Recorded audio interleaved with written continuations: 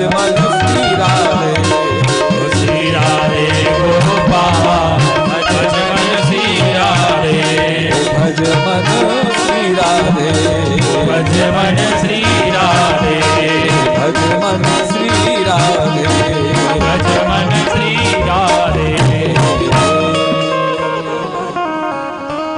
श्री राधे गोपाल भज मन श्री राधे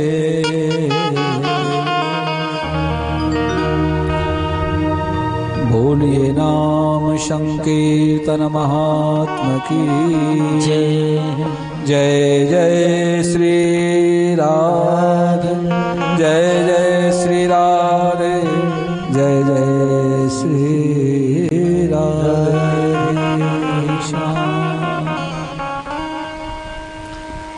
हरि शरणम हरि शरणम हरि शरणम। परम मंगलमय परास्पर अखिलेश्वर कारण करुणा वरुणालय भक्तवांछा कल्पतरु तनुदित विनंदित पीतांबरधारी श्रीवाल कृष्णलाल की वांगमयी प्रतिमूर्ति श्रीमद्भागवत महापुराण अनंत कोटि अखिल ब्रह्मांड नायक श्री हरि जिनकी परम मंगलमयी कृपा से उन्हीं की मंगलमयी भावमयी रसमयी आनंदमयी कथा श्रवण करने का ऐसा मंगलमय अवसर हम सभी को इस रहना गांव की पावन धरा पर एक बार फिर इस भाव की गंगा में इस प्रेम की गंगा में गोता लगाने का अवसर प्राप्त हुआ है। भाग्योदयेन बहुजन्म समर्जितेन सत्संगमं च लभते पुरुषो यदा वै अज्ञान हेतु कृत मोह मदांधकार नाशम विदाहि तदोदयते विवेकः।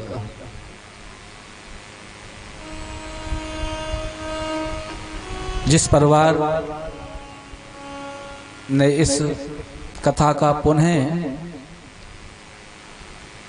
आयोजन किया है वो तो बधाई के पात्र हैं ही, लेकिन गांव के रहने वाले आसपास के रहने वाले सभी लोग भी भाग्यवान हैं, क्योंकि उनकी भी कोई ना कोई तपस्या है। उसके कारण हमें आज फिर पुनः से भगवान की आनंदमयी कथा श्रवण करने का ऐसा अवसर प्राप्त हुआ है।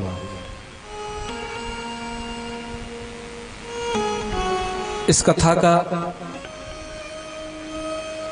प्रारंभ कुछ ऐसे हो रहा था कि कल से प्रारंभ हो 22 से, फिर हमने कहा कि थोड़ा और पहले हो जाए 20 से,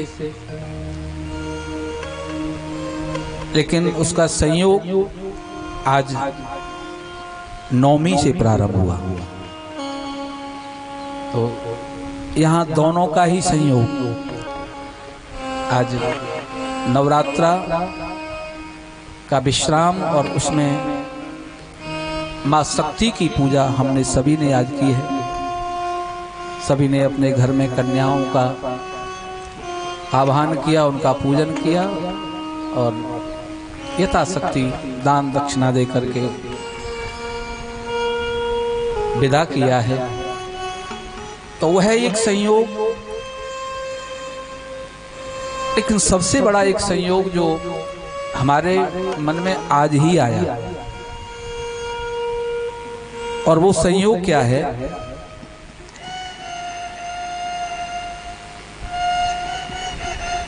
2 वर्ष पूर्व एक योग हमने बनाया था।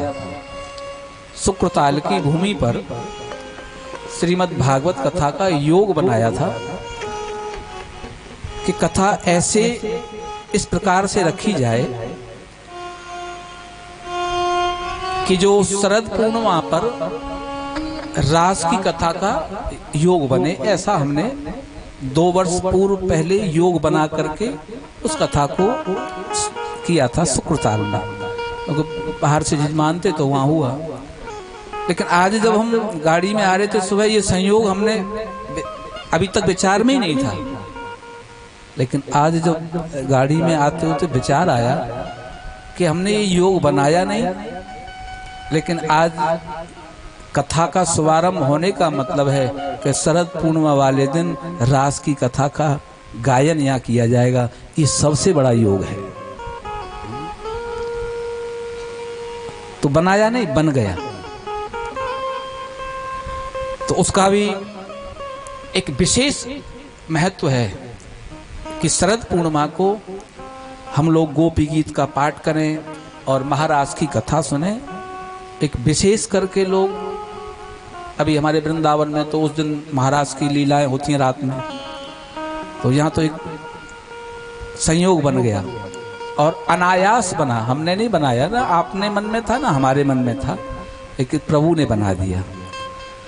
तो इसलिए बहुत हमें प्रसन्नता हुई कि चलो जिस दिन शरद पूर्णिमा है उसी दिन जो है रास की कथा भी इस कथा के बीच में आएगी। आज थोड़ा समय अधिक हो गया है, तो इसलिए ज़्यादा भूमिका ना बनाते हुए बस हम इतना ही कहेंगे, ये वह संयोग है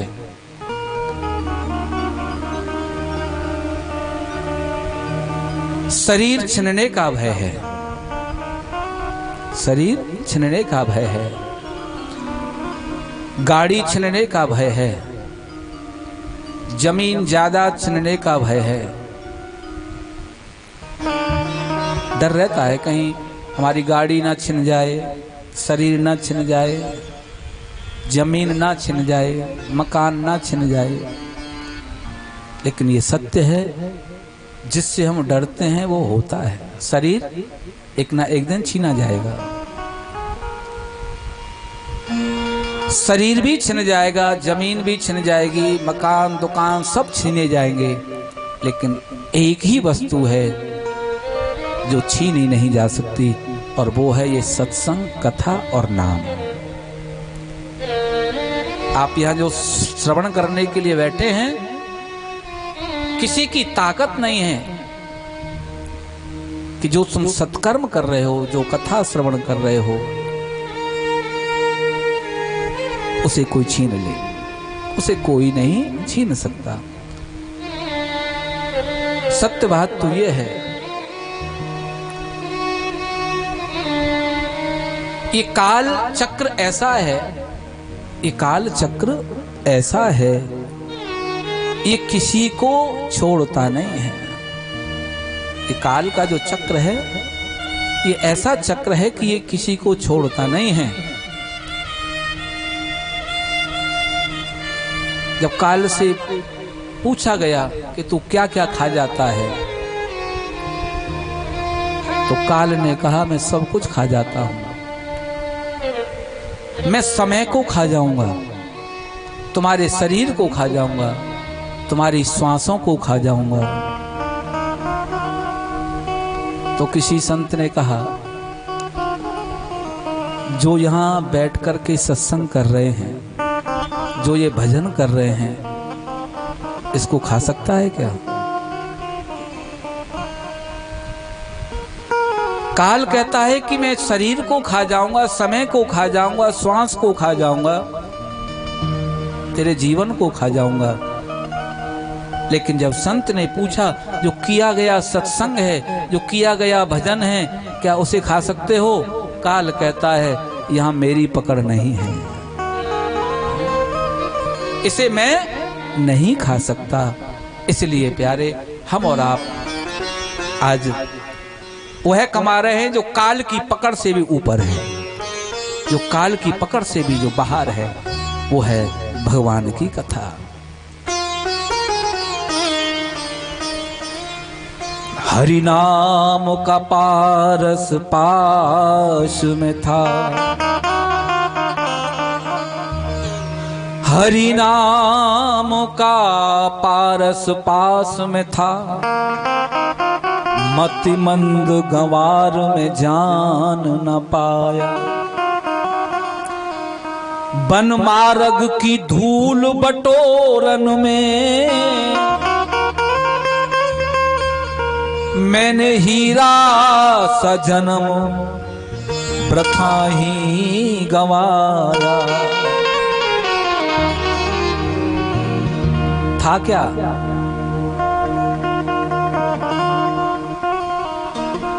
एक मृग होता है जिसकी नाभि में कस्तूरी होती है। क्या होती है? कस्तूरी।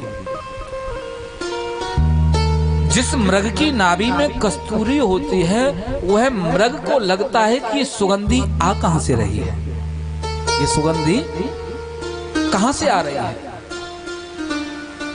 और वह मृग उस सुगंधी के कारण इस वन से उस वन में, उस वन से उस वन में भागता रहता है कि शायद ये यहां से आ रही है, यहां से आ रही है, कहां से आ रही है। भागता रहता है लेकिन उसे पता नहीं चलता कि ये सुगंध आ कहां से रही है। और जब वह मृग भाग भाग करके थक जाता है और जब थक करके बैठता है, जब उसी की नासिका उसी की टुंडी की ओर जाती है, नाभि की ओर जाती है, तो उसे पता लगता है मैं तो कितने जंगलों में भटका, जिस सुगंधी के लिए भटक रहा था वह सुगंधी तो मेरे ही नाभि से आ रही है, वो तो मेरे ही अंदर है। हमारी और आपकी स्थिति भी वही है कि शायद सुख यहां मिलेगा, वहां मिलेगा, यहां मिलेगा, वहां मिलेगा, गाड़ी में मिलेगा, मकान में मिलेगा, दुकान में मिलेगा, और दौड़ते दौड़ते अब थक जाते हैं और थक करके पता लगता है अरे जिस सुख के लिए, जिस आनंद के लिए मैं भाग रहा था वो कहीं बाहर नहीं था, वो तो मेरे अंदर ही था, मेरे पास ही था। लेकिन बन मार्ग की धूल बटोरन में मैंने हीरा सा जन्म वृथा ही गमाया। तो क्या है तुम्हारे पास? हरि नाम का पारस पास में था। आपके पास हरि नाम का एक पारस पत्थर है। तो पारस क्या करता है? लोहे को सोना बना देता है। ऐसे ही मति मंद गंवार में जान न पाया। बस बन मार्ग की धूल बटोरन में मैंने हीरा सा जन्म वृथा ही गंवाया। सुख कहां था?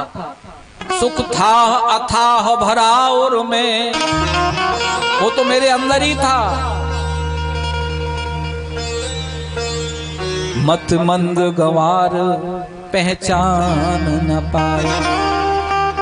ये कथा क्या करती है? केवल कथा तुम्हें, आज कथा का शुभारंभ हो रहा है, इस कथा के शुभ आरंभ में आपको बता दूं, और यही मैं आपको हर रोज बताऊंगा, क्योंकि एक बात ऐसी होती है जिसको हम नित्य बताएंगे तो पता लगेगा कि मैं कौन हूं। बताइए, सिर किन किन के पास है? सिर किन किन के पास है? बोले सिर तो सबके पास है। सिर सबके पास है, लेकिन सिर का पता चलता है क्या? सिर का पता कब चलता है? जब सिर में दर्द हो। फिर कहते हैं सिर में दर्द है, पूरे दिन बोलते हो सिर में दर्द है, लेकिन अगर सर में दर्द ना हो तो पता चलता है कि सिर है कि नहीं? फिर पता ही नहीं चलता सिर है कि नहीं। सिर का पता कब चलेगा? जब सिर में दर्द होगा। फिर दिन भर कहते हैं सिर दर्द, सिर दर्द, सिर दर्द। भैया कल तो तूने सिर का नाम एक बार भी नहीं लिया। परसों नहीं लिया, आज पूरे दिन सिर, कल नहीं था क्या? बोले था। फिर आज क्यों सिर सिर करता है? बोले क्योंकि आज सिर में दर्द है इसलिए सिर की याद आती है। सत्य बात तो यह है कि जैसे सिर होने पर हमें पता नहीं चलता कि हमारे पास सिर है, ऐसे ही मनुष्य होने पर भी हमें पता नहीं चलता कि हम मनुष्य हैं। कब पता चलता है? जब सत्संग में जाते हैं तब पता चलता है कि मैं मनुष्य हूँ। नहीं तो हम भी धर्मेण हीना पशु भी समाना, हम भी पशु की तरह ही कर रहे हैं। जैसे पशु खाता है, सोता है, टहलता है, वही हम कर रहे हैं। लेकिन जब सत्संग में आते हैं तब पता चलता है कि मनुष्य मैं हूँ। इसलिए ये बात हम आपको नित्य बताएंगे। समय का आज थोड़ा अभाव है तो इसलिए सीधे सीधे अब हम कथा के महात्म्य में प्रवेश करते हैं। कथा में जब हम प्रवेश करें तो कैसे बने, ये नियम है। जैसे अभी आज आपने सभी ने पूजा की तो सबसे पहले आपने क्या किया? स्नान आदि से निवृत्त हुए तभी तो सेवा में गए, तभी आपने जोत करी, बत्ती करी, भोजन प्रसाद बनाया। ऐसे ही जब हम किसी पूजा में जाते हैं तो उससे पहले हम तन से पवित्र होते हैं। बस ऐसे ही जब हम कथा में प्रवेश करें तो तन से पवित्र हो जाओ, अच्छी बात है, लेकिन नहीं हो तो चल भी जाएगा। लेकिन सबसे बड़ी बात है मन पवित्र हो जाए। और भगवान कहते हैं कि मोहि कपट छल छिद्र न भावा। तो क्या भाता है कि निर्मल मन जन सो मोहि पावा।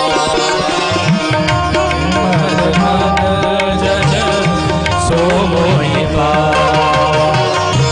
निर्मल मन जन सो मोहि पावा। निर्मल मन जन सो मोहि पावा। मोहि कपट छल छिद्र न भावा। मोहि कपट छल छिद्र न भावा। भगवान कहते हैं कि तुम क्या पहन करके आए हो मैं नहीं देखता। तुमने सुंदर वस्त्र पहने हैं वो मैं नहीं देखता। तुमने गोल्ड पहना है कि नहीं ये मैं नहीं देखता। ये संसार देखता है कि गोल्ड पहन करके आया है कि गंदे वस्त्र पहन करके आया है कि बहुत बढ़िया वस्त्र पहन करके आया है। भगवान कहते हैं तुम क्या पहन करके आए हो मुझे वह नहीं देखना, तुम्हारा मन कैसा है मैं तो वह देखता हूँ।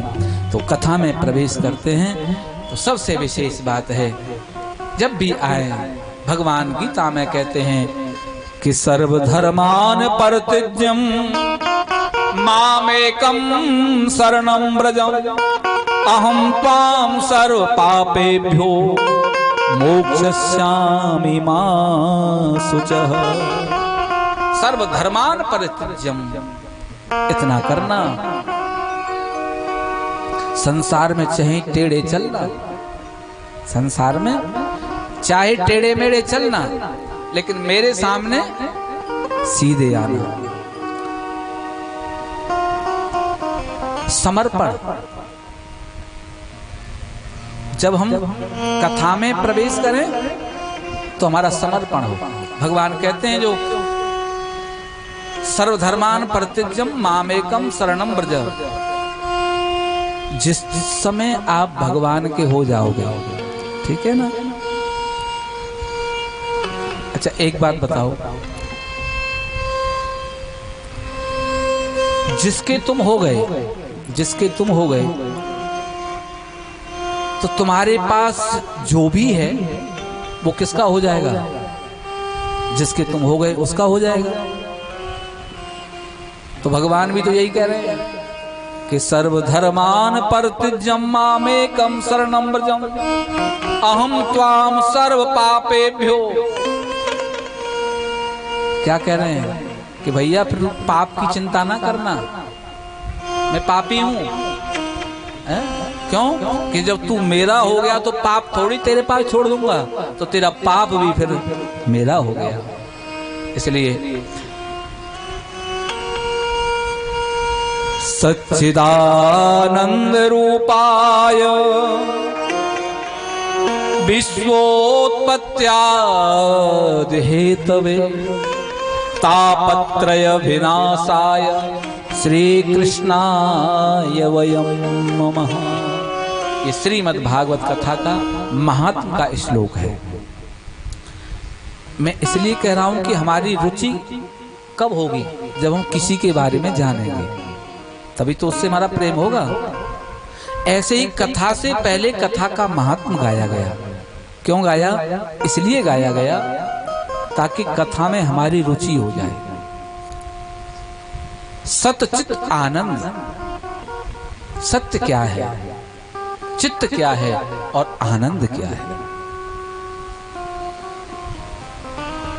केवल सत्यनारायण की कथा हो गई, कलावती लीलावती हो गई, ये कथा नहीं है।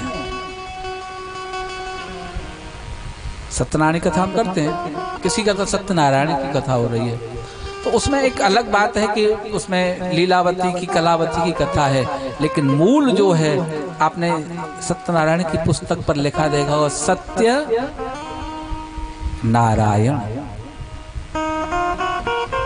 क्या लिखा है कि सत्य ही नारायण है और बाकी सब असत्य है। तो सत्य, चित्त और आनंद, सत्य भी वही है। अगर मैं सत्य होता तो जो बचपन में था अब नहीं हूं, और अब हूं आगे रहने वाला नहीं हूं।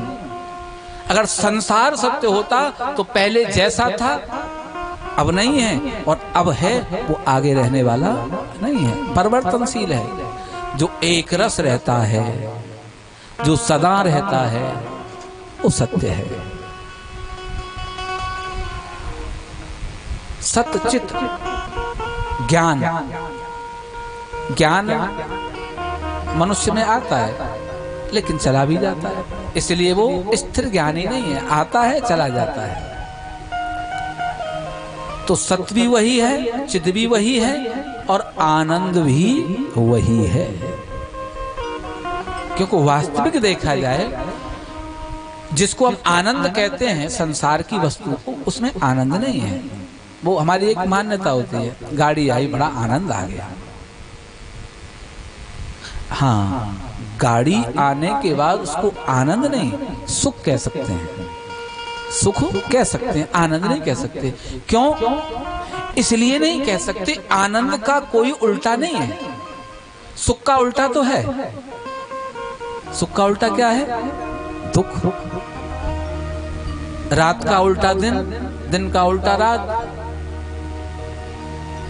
सुख दुख पाप पुण्य दिन राति, साधु असाधु सुजात कुजात। सुख दुख पाप पुण्य इनका उल्टा है। तो इसका मतलब है गाड़ी आई है, लोग कहते हैं आनंद आ गया, वो आनंद नहीं है। क्योंकि आनंद आने के बाद फिर जाता नहीं है।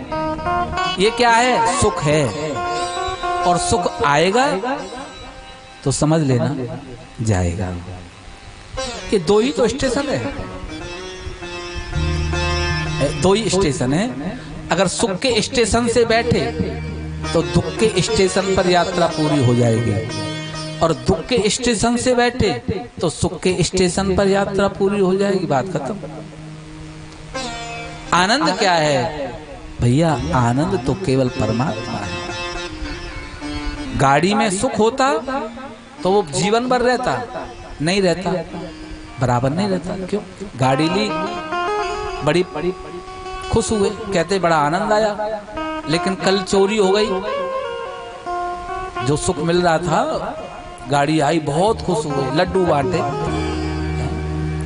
अड़ोसी पड़ोसियों को, रिश्तेदारों को खिलाए, बड़े प्रसन्न बोले गाड़ी आ गई, आनंद आ गया। लेकिन कल चोरी हो गई, तो जो सुख तुम्हें कल था गाड़ी आने के बाद, अब वो है नहीं है ना, इसका मतलब है कि वह आनंद नहीं हो सकता। आनंद का उल्टा है ही नहीं। आनंद का उल्टा करके देखो। आनंद जिसको एक बार आ जाए, मीरा कहती हैं कि भव सागर अब सूख गयो है कि फिकर नहीं मोहे तरनन की। किसी ने कहा तेरा भवसागर कैसे सूख गया? ये तो भवसागर है। लेकिन मीरा कहती है मेरा भवसागर सूख गया। कैसे? कि भवसागर अब सूख गयो कि फिकर नहीं मोहे तरनन की। क्यों सूख गया? क्योंकि लागी लगन हरि चरणन की। मोहे लागी लगन हरि चरणन की। लगन किसको नहीं है? लगन सबको है, लेकिन कहां लगी है? आज सत्य चित्त और आनंद, इसलिए आनंद केवल परमात्मा है। आनंद का कोई व्यक्ति कहता आनंद का उल्टा ब्रह्मानंद है, परमानंद है। बोले भैया आनंद तो अपनी ही जगह में है, उसके आगे तुम ब्रह्म लगा दो ब्रह्मानंद हो जाएगा, परम लगा दो परमानंद हो जाएगा, लेकिन आनंद नहीं हिलेगा। क्योंकि आनंद जब भी तुम्हें मिलेगा वो परमात्मा में ही मिलेगा, और वह आनंद जब भी मिलेगा अपने अंदर ही मिलेगा। वो बाहर नहीं मिलता। बाहर खोलोगे तो जगत दिखाई देगा, अंदर खोलोगे तो परमात्मा दिखाई देगा। खिड़की बनाई है भगवान ने। ये आपके घरों में खिड़की है ना? क्या करते हो? खिड़की खोल देते हो तो बाहर का दृश्य दिखाई देता है, और खिड़की बंद कर देते हो फिर क्या दिखाई देता है? अंदर का दृश्य दिखाई देता है। ऐसे ये भी खिड़की भगवान ने बनाई है। इस खिड़की को खोल दोगे तो संसार दिखाई देगा, और जब इसे बंद कर दोगे तो परमात्मा दिखाई देगा। इसलिए इन खिड़कियों को किधर खोलना है? बाहर खोलना है या भीतर खोलना है? इसलिए आनंद कहीं बाहर नहीं है, आनंद तो अपने अंदर ही है। तो सच्चित आनंद वही सच्चिदानंद है। इसलिए हम और आप सब उन्हीं की कथा सुनने जा रहे हैं जो सत्य है, जो त्रिकालावादित सत्य है, जो पहले भी था अब भी है और आगे भी रहने वाला है। तापत्रय विनाशाय, तीनों प्रकार के तापों का समन कर दे, ये श्रीमद् भागवत है। आध्यात्मिक, आध्यात्मिक, आध्यात्मिक, इन तीनों तापों को मिटाने वाली भागवत कथा है। तापत्रय विनाशाय, तो श्री कृष्णाय वयम नमः। केवल वेदव्यास जी ने अपनी ओर से श्री कृष्ण को वंदन नहीं किया, हमारी और आप सब की ओर से वंदन किया। श्री कृष्णाय वयम नमः। यम प्रव्रजन्तुमनुपेतमपेत कृत्वं द्वैपायनो विरह कातर्या जुहाव। पुत्रेति तन्मयतया तरभो वनेदु तम सर्वभूत हृदयं मुनिमानतोषि। यहाँ सुखदेव जी महाराज को वंदन किया है। और नैमिषारण्य में सौनकादि 88,000 ऋषि मुनि एकत्रित हुए हैं। यही हमारे उत्तर प्रदेश में ही है, सीतापुर। तो वहाँ डिस्ट्रिक्ट में नैमिषारण्य है। नैमिषारण्य में सत्र चलते रहते हैं। ये सत्र पूरा हुआ तो ये चल गया, ये हुआ तो ये चल गया, तो बराबर कार्य चलता रहता है। कभी भागवत है, कभी रामायण है, कभी शिव पुराण है, कभी विष्णु पुराण है, कोई ना कोई सत्संग चलता ही रहेगा। तो वहाँ 88,000 ऋषि मुनि एकत्रित हुए हैं, और उसी समय सूत जी महाराज का वहाँ आगमन हुआ। कि नेमी से सूत मासी नमा विभाग महामतिम कथामृत रस स्वाद सोन को अब्रवीत। नैमी सारण्य में सोन का आदि 88,000 ऋषि मुनि एकत्रित हुए हैं। उसी समय सूत जी का आगमन हुआ। सूत जी महाराज के सामने उन्होंने प्रश्न रखा और क्या कहा कि हे सूत जी महाराज, अज्ञान ध्वांत विध्वंस कोटि सूर्य समा प्रभा सूताख्या ही कथा सारम मम कर्ण रसायनम। अज्ञान ध्वांत विध्वंस कोटि सूर्य समप्रभ। हे सूत जी महाराज, आप ज्ञानियों में करोड़ों सूर्य की भांति हैं। कोटि सूर्य समप्रभ, आप ही करोड़ों सूर्य के समान हैं। हमारे अज्ञान रूपी अंधकार को मिटा दीजिए। तो क्या सुनना चाहते हैं? कथा नहीं। 88,000 ऋषि कहते हैं कथा नहीं सुननी है। तो क्या सुनना है? कथा सारम। कथा नहीं, कथा का सार सुनना है।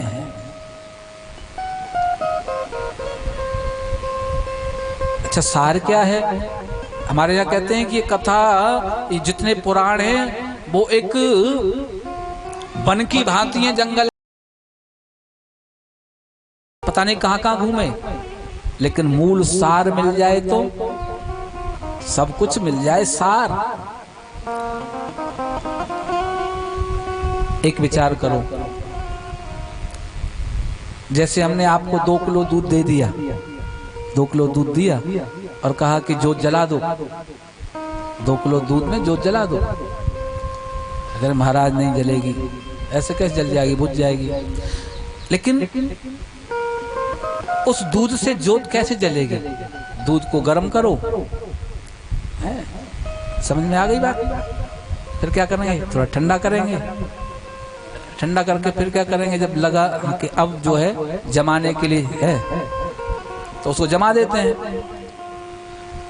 फिर उसका दही बन जाता है, सब जानते हैं। फिर उसका मंथन कर लेंगे तो फिर क्या निकलेगा? मक्खन निकल जाएगा। फिर मक्खन को तपा लोगे तो फिर घी निकल जाएगा। और जब घी निकल के आ गया तो बताओ जोत जलेगी कि नहीं? किससे जली जोत? उसी 2 किलो दूध से जली। जो मैं कह रहा था कि जोत जला दो, कहेंगे इससे नहीं जलेगी।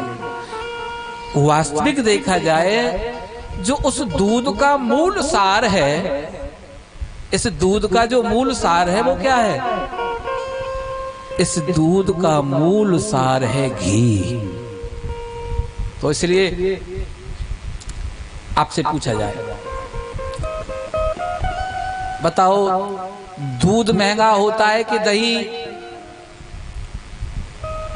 बाजार में जाओ, चलो गांव की बात छोड़ो, बाजार में जाओगे तो दूध तुम्हें जैसे 60 रुपए किलो मिलेगा, तो दही कितने में मिलेगा? 60 में मिलेगा?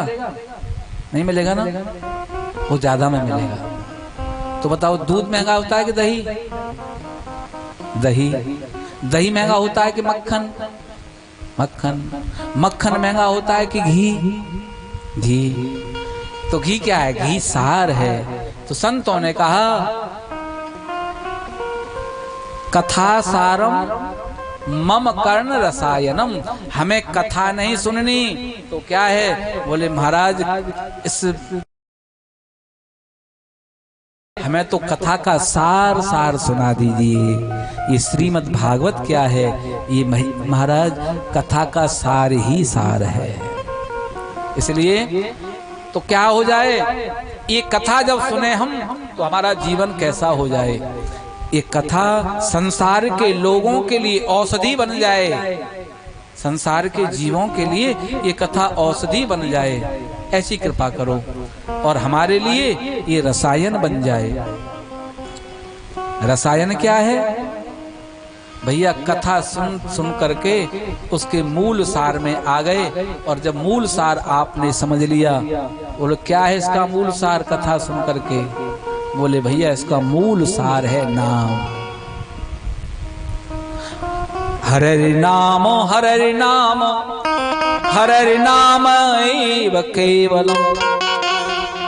हरि नाम हरि नाम हरि नाम केवलम। केवल भगवान का नाम है। भगवान से पूछा नारद जी ने, आप कहाँ रहते हैं?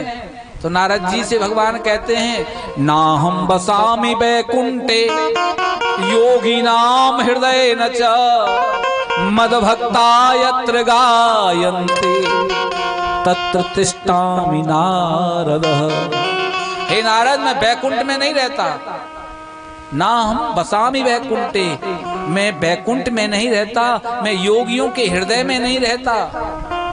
योगी नाम हृदय न च, तो कहाँ रहते हो? मद भक्ता यत्र गायन्ति, जहाँ मेरे भक्त मेरे नाम का गान करते हैं, कीर्तन करते हैं, तत्र तिष्ठामि नारद। हे नारद, मैं वहीं रहता हूँ। तो इस रसायन को किसी ने पाया है कभी? किसके पास है ये रसायन? किसके पास है? बोले हाँ, एक के पास है। किसके पास? राम रसायन तुमरे पासा सदा रहो रघुपति के दासा। राम रसायन तुमरे पासा सदा रहो रघुपति के दासा। सदा रहो रघुपति के दासा। किसके पास है ये रसायन? केवल एक है कि राम रसायन तुमरे पासा। हनुमान जी के पास है वो रसायन।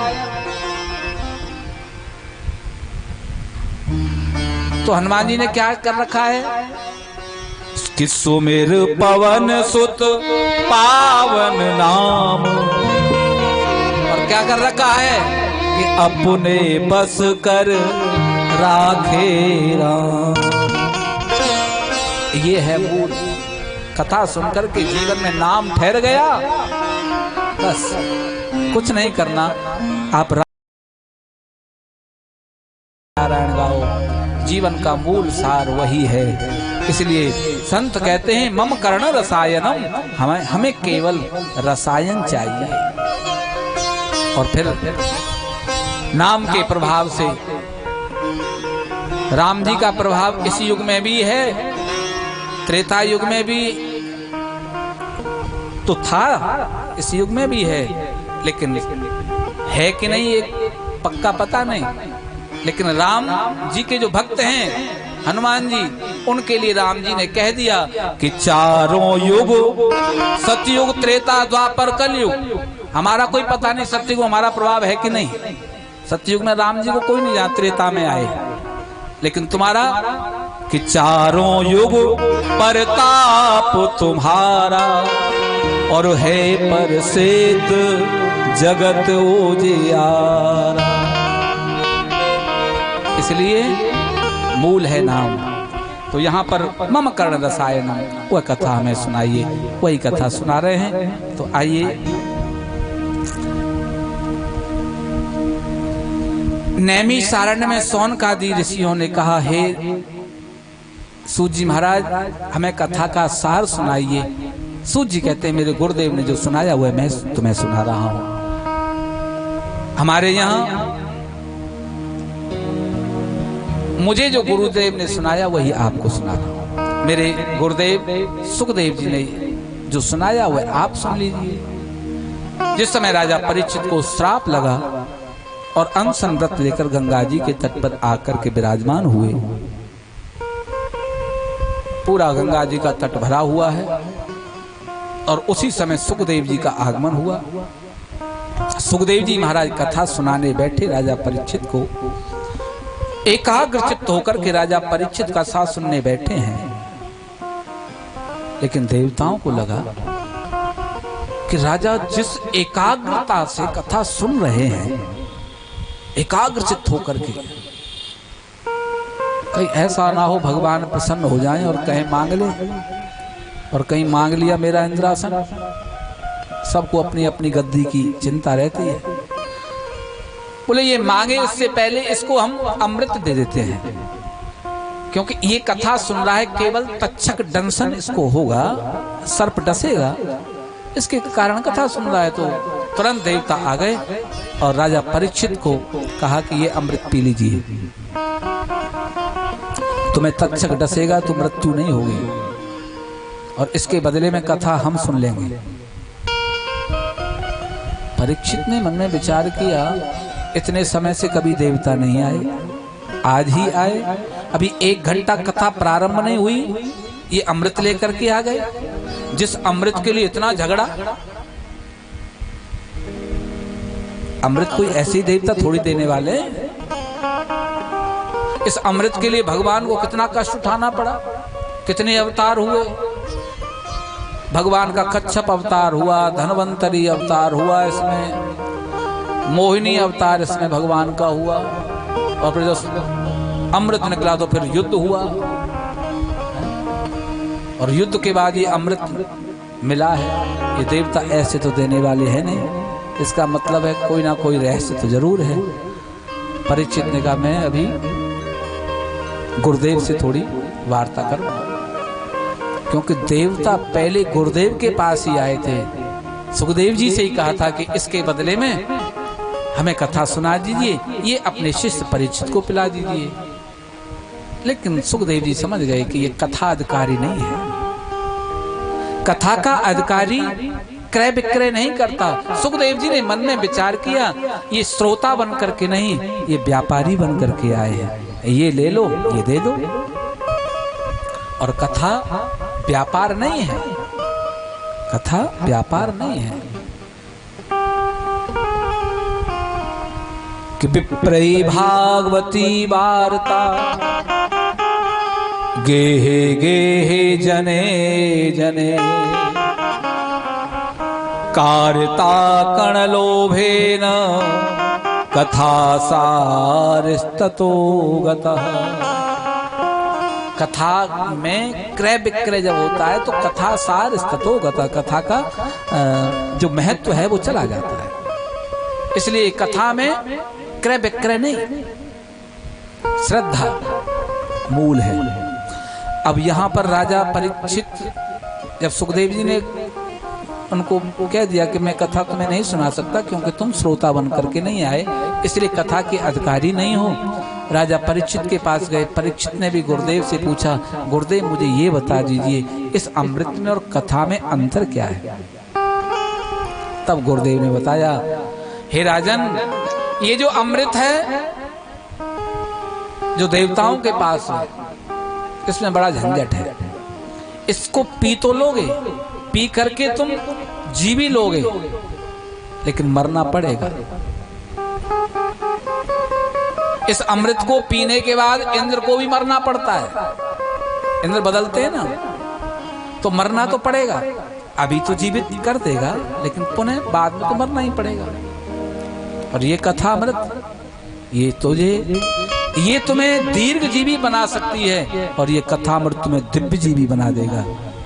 और दूसरा, एक अमृत है थोड़ा सा, एक कलश में है, ये जब देवताओं को पिलाया जा रहा था तो 2 बूंद, पोलियो वाले पिलाते ना 2 बूंद, उतना ही मिलता है, ज्यादा नहीं पिला सकते, इसको पेट भर के पिला दिया जाए।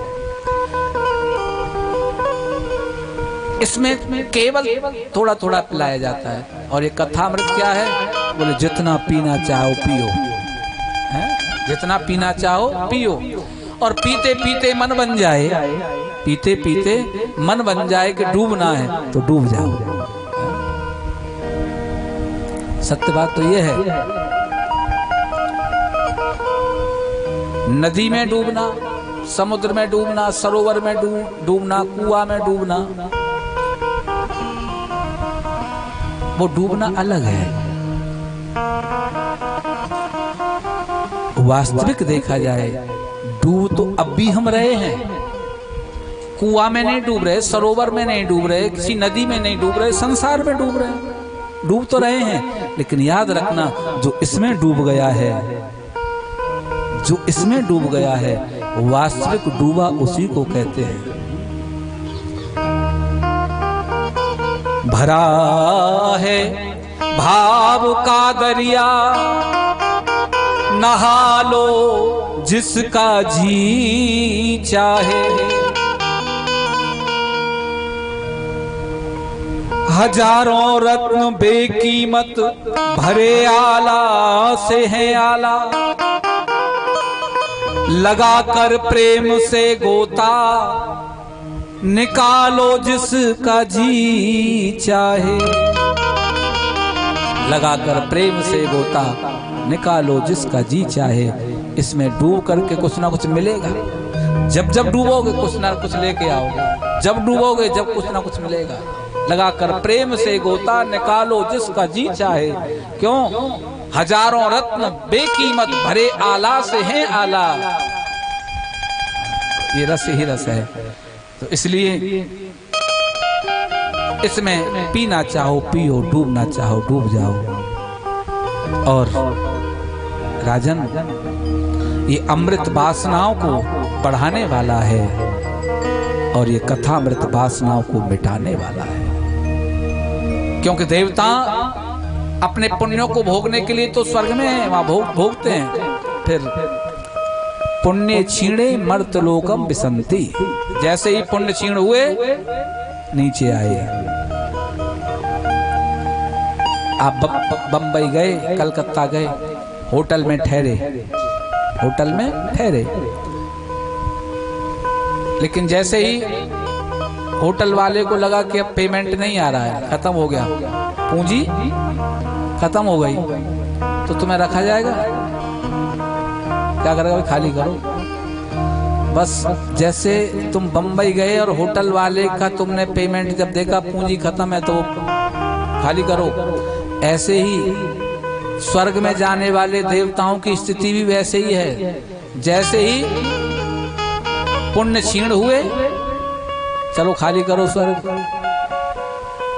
इसलिए तो यहाँ कहते हैं कि बड़े भाग्य मानुष तन पावा, सुर दुर्लभ सद ग्रंथ निगावा।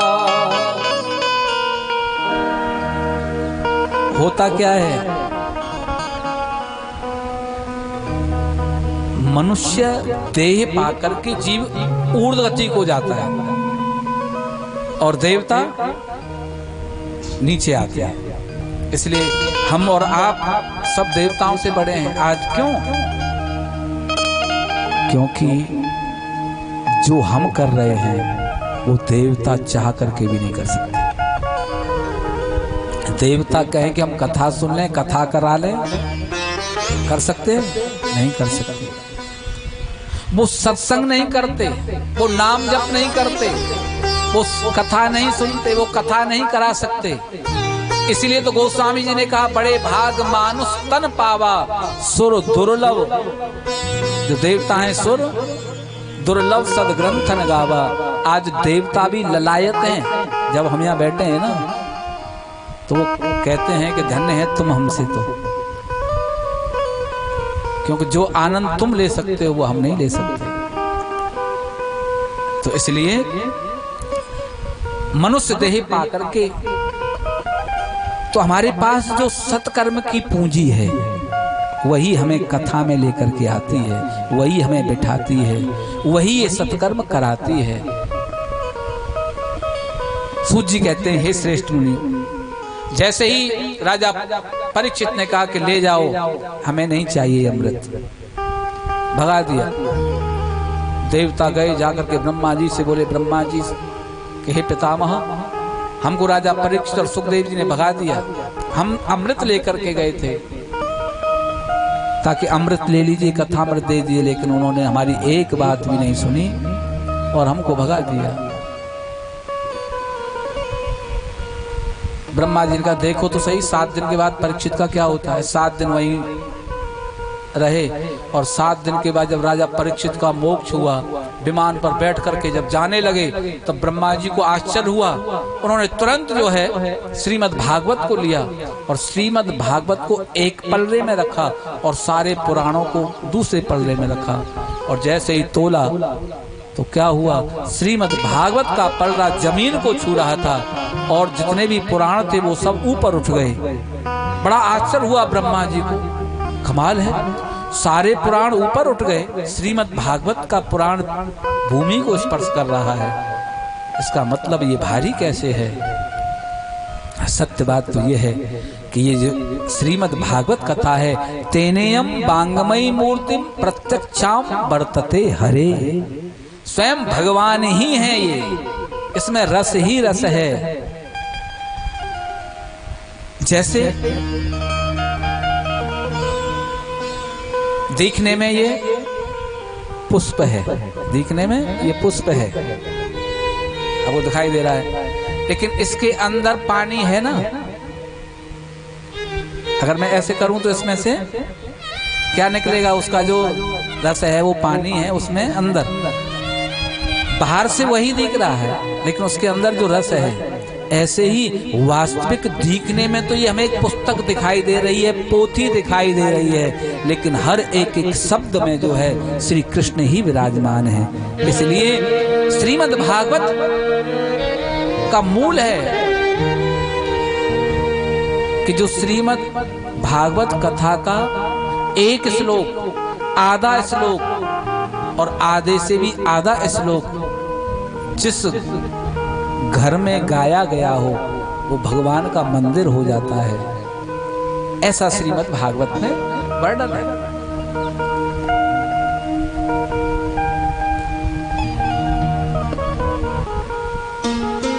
आज ब्रह्मा जी को आश्चर्य हुआ कि श्रीमद् भागवत क्या है।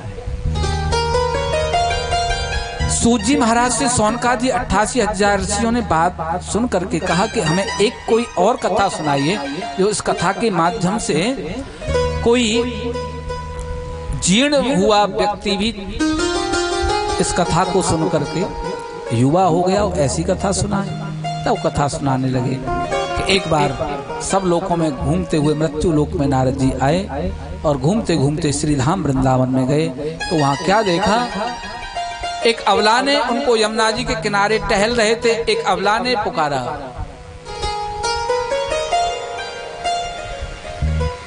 भो भो साधु क्षणम तिष्ठमच्चिंताम अपनाशय दर्शनम तब लोकस्य सर्वथा हरम परम। हे साधो, नारद जी रुके। ये कथा नारद जी सनक सनंदन सनातन सनत कुमार जो ब्रह्मा जी के मानस पुत्र हैं, इनको श्रवण करा रहे हैं कि मैं, क्योंकि एक बार बद्रिका आश्रम में गए और बद्रिका आश्रम में देखा मुख मलिन है नारद जी का, बड़ी चिंता में डूबे हुए हैं। सनकादि ऋषियों ने पूछा, हे नारद जी तुम्हारा क्या खो गया, ऐसा लगता है जैसे कोई संसारी व्यक्ति का धन हरण हो गया हो और वो उस चिंता में हो, तुम्हारा क्या चला गया। नारद जी ने कहा मेरा तो कुछ नहीं गया।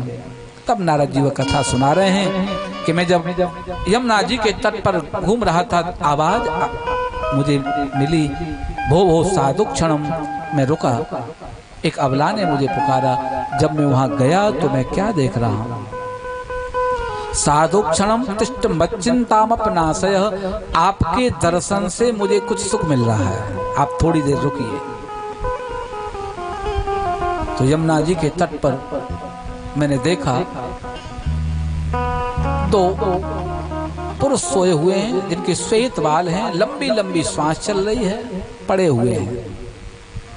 मैंने उस अबला से पूछा, देवी ये कौन है?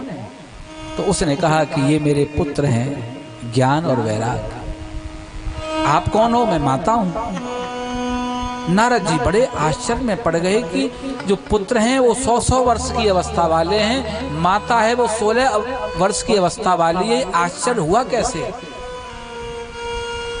तो उस भक्ति महारानी कहती हैं कि हे नारद जी, मैं भी अपने पुत्रों की भांति ऐसे ही अचेत अवस्था में थी, मुझे भी वृद्धावस्था ने घेर लिया था, लेकिन तुम युवा हो गई 16 वर्ष की। तब भक्ति ने कहा, उत्पन्ने द्रविड़े साहम वृद्धिम कर्णाटके गता, कच्चिन महाराष्ट्रे गुर्जरे जीर्णताम गता। मेरा जन्म द्रविड़ देश में हुआ, फिर मैं कर्नाटक में बढ़ी, थोड़ा महाराष्ट्र में गई, कहीं कहीं मुझे सम्मान मिला, लेकिन गुर्जरे जीर्णताम गता, जैसे ही मैं गुजरात में आई जीर्ण हो गई, मैं भी वृद्ध हो गई, बड़ी दुखी थी। लेकिन जैसे ही मैं अपने दोनों पुत्रों को लेकर के श्री धाम वृंदावन में पहुंची, तो पहुंचते ही क्या हुआ, ये मेरे दोनों पुत्र तो उसी अवस्था में हैं, लेकिन मैं इस भूमि में आते युवा हो गई। यह देखकर के नारद जी प्रसन्न हो गए और कहने लगे, देवी इस भूमि में आज भी धन्यम वृंदावनम तेन भक्ति नृत्यति यत्र च। हे देवी, इस भूमि में आज भी भक्ति की प्रधानता है, प्रेम की प्रधानता है। यहाँ वृंदावन की भूमि में ज्ञान वैराग्य की प्रधानता नहीं है, यहाँ तो केवल प्रेम की प्रधानता है, भक्ति की प्रधानता है। फिर नारद जी ने वेद वेदांत घोषस्य गीता पाठे मुहुर्मुहु, गीता पाठ सुनाया, थोड़ी सी चेतना आती, फिर अचेत हो जाते। उनकी झोली में जितनी भी चूरन चटनी थी सब चटा दी, कुछ नहीं हुआ। और तब जो है आकाशवाणी हुई कि सत्कर्म करो, सत्कर्म करो। अब वो सत्कर्म कौन सा है, क्या करूं, बस घूमते घूमते अब आप मिल गए। आप ही बताइए वो सत्कर्म कौन सा है जो उस वेदवाणी ने मुझे बताया था। तब उन्होंने कहा कि वो सत्कर्म केवल एक ही है, श्रीमद् भागवत कथा सुनाई जाए। यह सुनकर के नारद जी थोड़े मुस्कुराए, सनकादि ऋषियों से कहने लगे, आप क्या बात कर रहे हैं, मैंने वेद वेदांत घोषस्य गीता पाठे मुहुर्मुहु, मैंने वेद ही सुना दिया, तो श्रीमद् भागवत तो उसी वेद में से निकला है, तो इससे क्या होगा। जब मैंने पूरा वेद ही उनको सुना दिया, तब उनकी चेतना नहीं जागी। सनकादि ऋषियों ने कहा, नारद जी एक बात बताओ, आम का फल किस पे लगता है, आम के वृक्ष पर। लेकिन एक विचार करो, जिस डाली पर वो फल लगा हो आम का, उस डाली को खा के देखो, या जिस वृक्ष पर लगाए उसकी जड़ को खा के देखो, तो जो फल वाला टेस्ट है, जो आम वाला रस है, वो डाली में मिलेगा, वो जड़ में मिलेगा, नहीं मिलेगा। ये सत्य है कि वह फल लगा उसी वृक्ष पर है, लेकिन जब आम खाओगे तो उस फल का रस अलग है, डाली खाओगे तो डाली में नहीं मिलेगा, जड़ में नहीं मिलेगा। बस ऐसे ही नारद जी, ये जो वेद है ये वृक्ष है, और उस वेद रूपी वृक्ष का परिपक्व फल श्रीमद् भागवत है। ये परिपक्व फल है, इसलिए आपने वो कभी पत्ता खिला दिया, कभी डाली चटा दी, कभी जड़ चटा दी, वो नहीं, लेकिन उसका जो सार रस है वो श्रीमद् भागवत है। तो कैसे होगी कथा, मैं भी बाबा तुम भी बाबा, बोले चिंता क्यों करते हो, हम बद्रिका आश्रम में मिले हैं, यहाँ कोई आ नहीं सकता। उस समय तो कोई भी नहीं जाता। एक काम हो सकता है, हम ऊपर से नीचे आते हैं, ऊपर से नीचे का मतलब है हरिद्वार, आनंद नाम का तट है। हरिद्वार में आनंद नाम के तट पर एक बहुत बड़ा वट वृक्ष है, उसकी लंबी लंबी शाखाएं हैं, और उसके नीचे बालू है, और गद्दे बिछाने की जरूरत इसलिए नहीं है क्योंकि बालू है गंगा जी की, और मंच बनाने की आवश्यकता इसलिए नहीं है क्योंकि जो वट वृक्ष है उसका एक चबूतरा बना है, उसी पर व्यासपीठ बन जाएगी, कथा शुरू हो जाएगी। और उधर वृंदावन से भक्ति ज्ञान और वैराग्य और लोगों के लिए भी कथा सुनने में सुलभ हो जाएगी, क्योंकि बद्री आश्रम में, यहाँ तो बद्रिका आश्रम में तो कोई आ नहीं सकता, तो नीचे आए, बद्रिका आश्रम से नीचे आए सनकादि। कहाँ आए, हरिद्वार।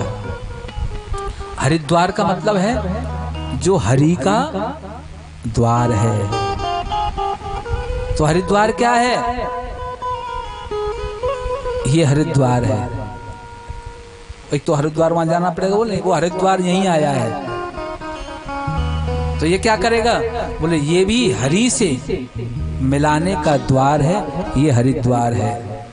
एक हरिद्वार ये हो गया, और एक ये भी हरिद्वार है। ये शरीर भी हरिद्वार है। आपको कुत्ते की, भैंस की, गाय की, ऊंट की, कौन कौन सी योनि मिली होंगी, उसमें आप हरि से मिल सकते हो?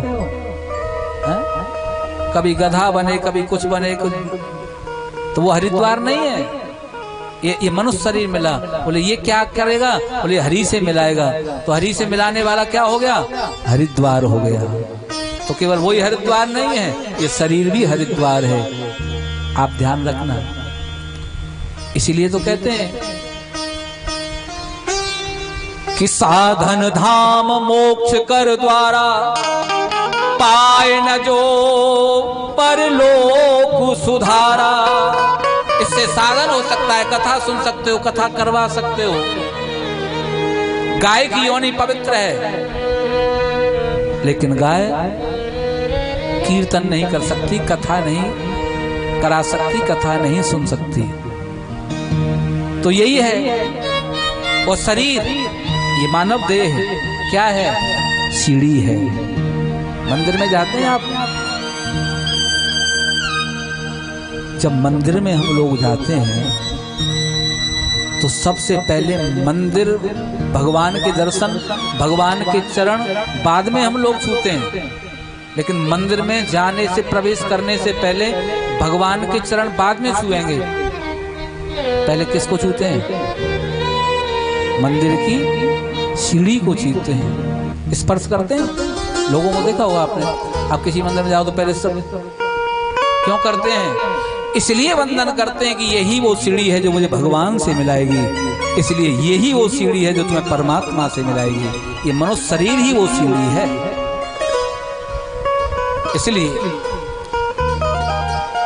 कि साधन धाम मोक्ष कर द्वारा, पाए न जो परलोक सुधारा। इसलिए ये हरिद्वार है। हरिद्वार में कथा प्रारंभ होने लगी और उसी समय 3 आसन बिछाए गए भक्ति ज्ञान वैराग के लिए। और जैसे ही कथा प्रारंभ हुई तो क्या हुआ? भक्ति ज्ञान और वैराग श्रीमद् भागवत कथा से प्रकट होकर के, युवा होकर के और स्थान पर विराजमान हो गए। सबको बड़ा आश्चर्य हुआ, ये क्या हुआ? और महाराज ऐसी स्थिति हो गई, जैसे ही अपने ज्ञान और वैराग को युवा देखा, किसने? मैया ने। किसी भी माँ को ये तकलीफ होगी अगर उसके बेटा उसके सामने बूढ़े हों तो उसको तकलीफ होती है।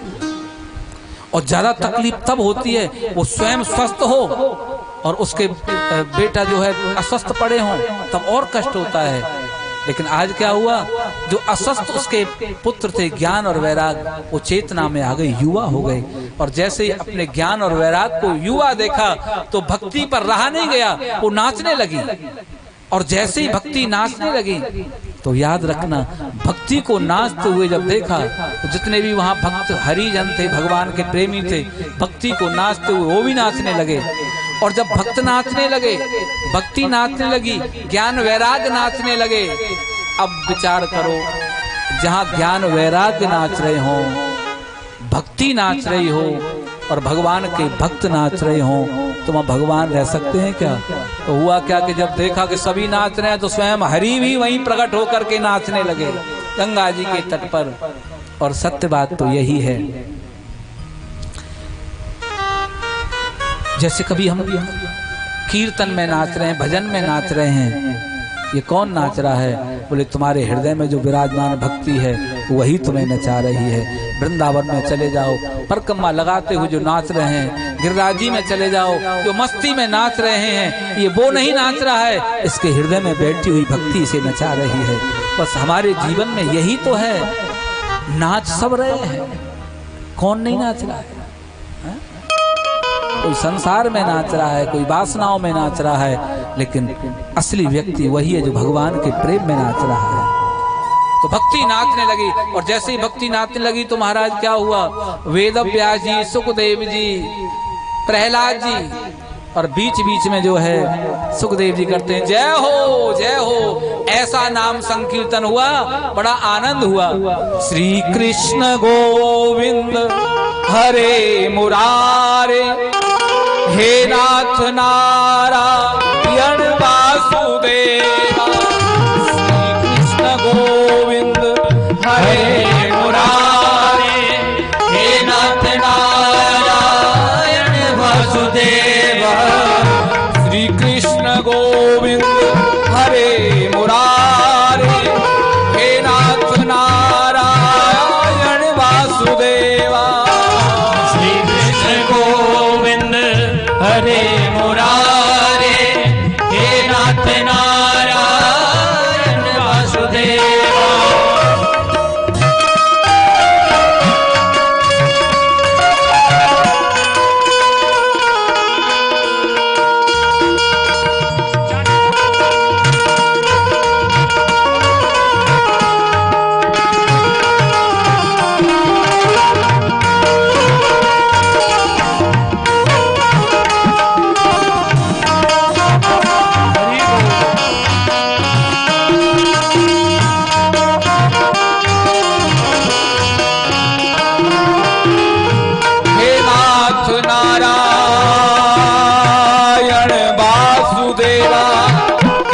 नाथ नारायण वासुदेवा, हे नाथ नारायण वासुदेवा।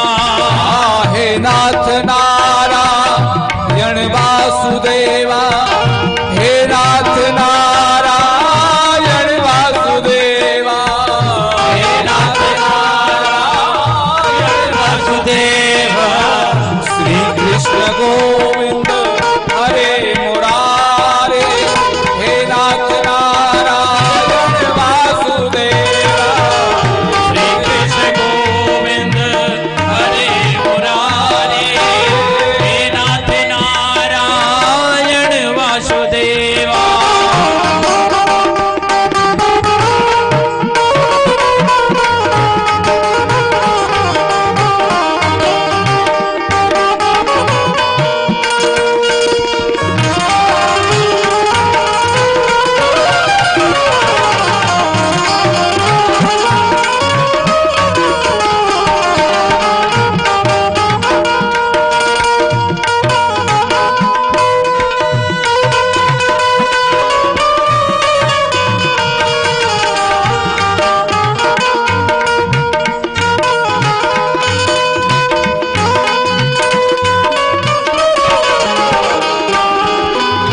श्रीमन्नारायण नारायण नारायण, नारायण नारायण नारायण। भजमन नारायण नारायण नारायण, नारायण नारायण नारायण। श्रीमन्नारायण नारायण नारायण, नारायण नारायण नारायण। नारायण नारायण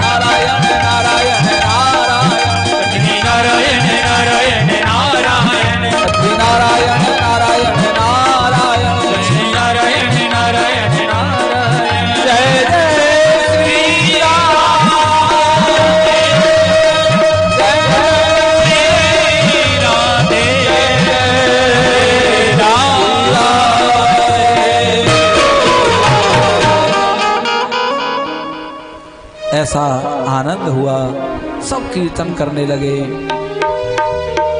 और उस कीर्तन में भगवान नारायण भी नाचने लगे। यहाँ सूत जी महाराज से सोनकादि ऋषियों ने कहा, ये आपने कथा सुना करके हमें प्रसन्न कर दिया, लेकिन ये अस्वस्थ थे, अचेत अवस्था में थे, तब ये ज्ञान और वैराग सचेत हो गए, युवा हो गए। लेकिन ऐसी भी कोई कथा है जो कोई जीव अधोगति में चला गया हो और भगवान की कथा सुनकर के मोक्ष की प्राप्ति हो गई हो? वह कथा भी सुनाई। तुंगभद्रा तटे एक तुंगभद्रा नाम की नदी है, उसके तट पर रहते हैं 8 देव नाम के ब्राह्मण। उनके यहाँ संपत्ति तो बहुत है, लेकिन संतति नहीं है। संपत्ति है, संतान नहीं है। उसकी जो 8 देव की पत्नी है, उनकी पत्नी का नाम है धुंधली। देखने में तो बड़ी ऐसी लगती है, लेकिन है बड़ी कर्कश वाणी। जब भी बोलती है टेढ़ा ही बोलती है। एक दिन बड़े दुखी हुए, तो संपत्ति तो है लेकिन संतान नहीं है, क्या करें? ऐसे तन को रख करके वन में चले गए। आत्मदाह करने का मन में विचार किया और उसी समय वहां क्या हुआ, एक यति संत आए। उन्होंने देखा एक ब्राह्मण है, बड़े तेजस्वी हैं, लेकिन मुख मलिन है, चिंता में है, क्या कारण है? आकर के पूछा, हे ब्राह्मण देव, आप दुखी हो क्यों? तब उन्होंने बताया, महाराज मेरे घर में संपत्ति है, संतान नहीं है, इसलिए दुखी हूँ। संतान के लिए आत्मदाह करना चाहते हो? बोले हाँ। इसलिए महाराज मेरे पूर्वजों को जल भी जब मैं अंजलि में भर करके देता हूँ तो वह जल भी गर्म हो जाता है। मेरे पूर्वज भी कहते हैं इसके बाद तो हमें कोई जल देने वाला भी नहीं रहेगा, घर का दीपक जलाने वाला भी कोई नहीं रहेगा, हमारा पिंडदान कौन करेगा? संत ने समझाया, तुम कलयुग के पुत्रों से ये अपेक्षा रखते हो कि वो तुम्हारा पिंडदान करे, तुम्हारा घर का दीपक जलाए?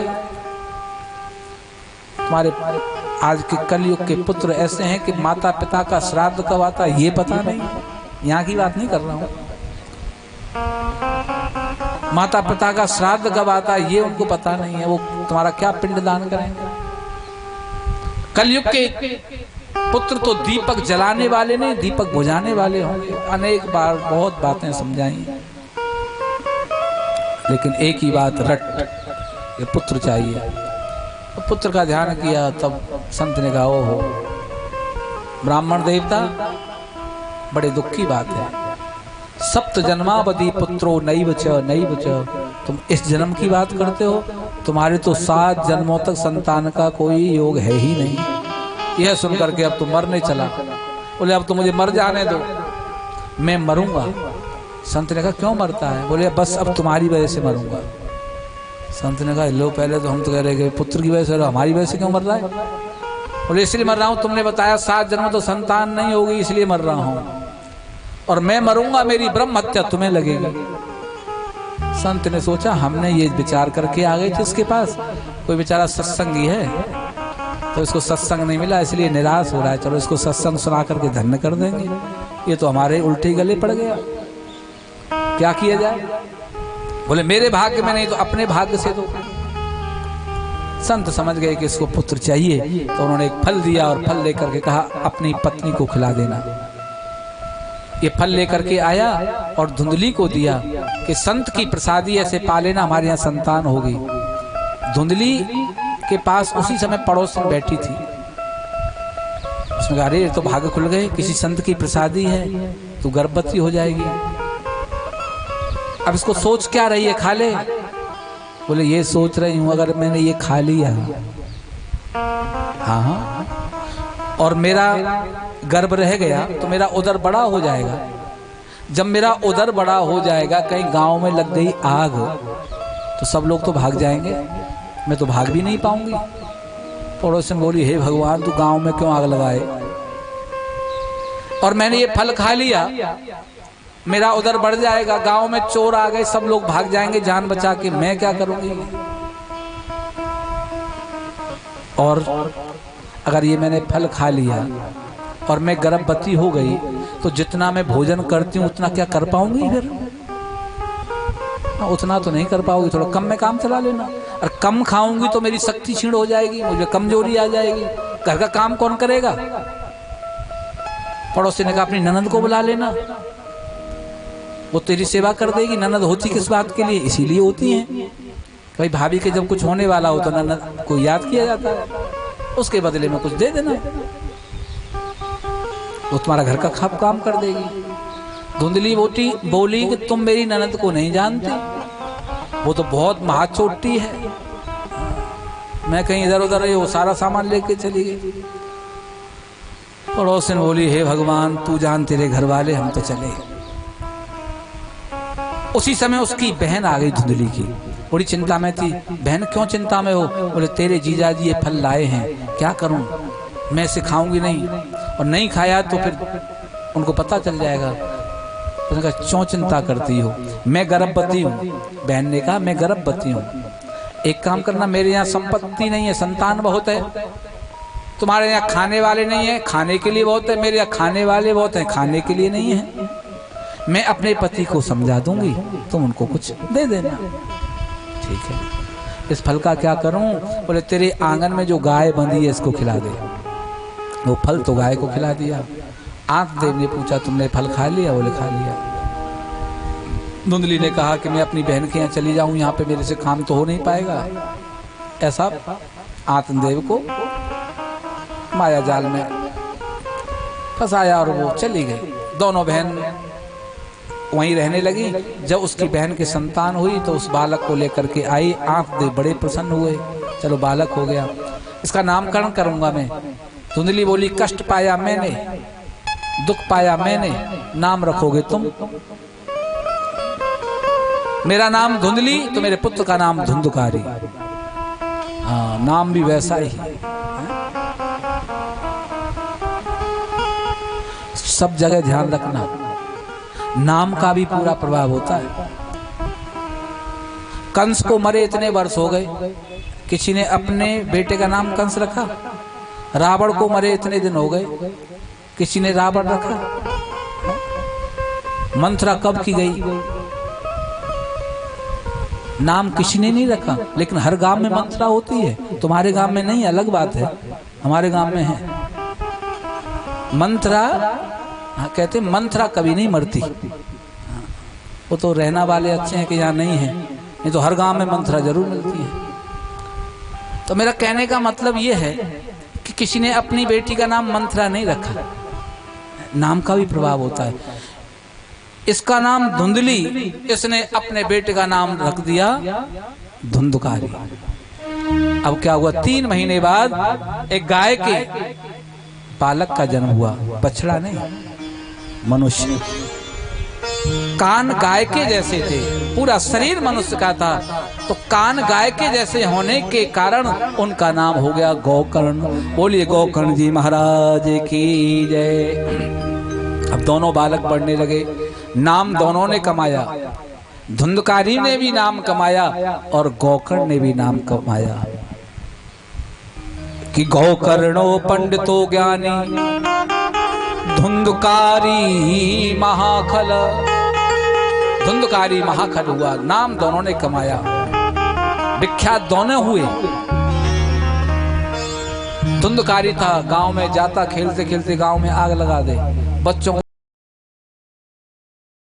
बड़े होने पर धुंधकारी 5 वेश्याओं के चक्कर में फंस गया और आत्मदेव का धन पानी की तरह बहाने लगा।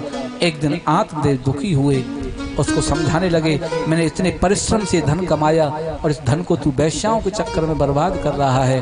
और उसी समय ऐसे शब्द बोले, गोकर्ण जी दूर खड़े सुन रहे थे, समझ गए। अब जो बात बात से नहीं बनी थी वो लात से बनी। जो काम बात से नहीं बना, जो संत ने समझाया था वन में, अब वो लात से बना। जब पुत्र की लात पड़ी तब एकदम ज्ञान हुआ। तो आज गोकर्ण जी ने समझाया कि हे पिताजी तुम कौन हो? कि देहे अस्तिमास रुद्रे अभिमतिम तजत्वम जाया सुताजुषु सदा ममतां विमुञ्च पश्यानि सम जगदिदं क्षणभंगुनिष्टं वैराग्य राग रस को भव भक्ति निष्ठा। देह अस्तिमास रुद्रे अभिमतिम तजत्वम। कौन हो तुम? मैं कौन हूं? आप कौन हो? एक शब्द में कहा जाए तुम्हारा नाम राम स्वरूप है, एक शब्द में बात आ गई। तो आपने बुलाया हे राम स्वरूप,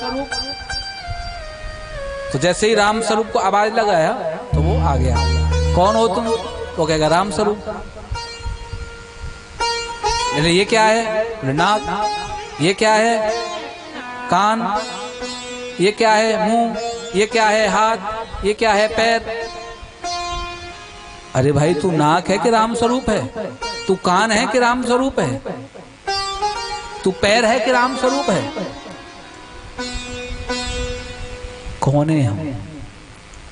मैं आंख नहीं हूं, मैं नाक नहीं हूं, मैं हाथ नहीं हूं, मैं पैर नहीं हूं, मैं चिन्मय आत्मा हूं। देह अस्तिमास रुद्रे अभिमतिम तजत्वम।